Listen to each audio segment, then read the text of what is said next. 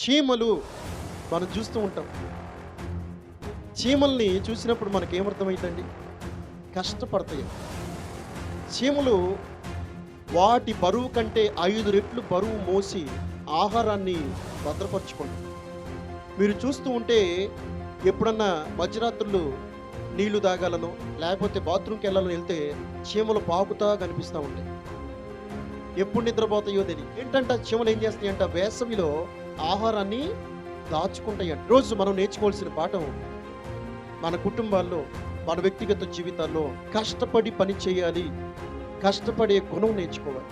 చీమలు ఏం చేస్తాయంట, శీతాకాలంలో వర్షాకాలంలో ఆహారాన్ని వేసవి కాలంలో భద్రపరుచుకుంటాయి. మనం ఏం నేర్చుకోవాలంటే పొదుపు అనేది చీమల దగ్గర నుంచి నేర్చుకోవాలి.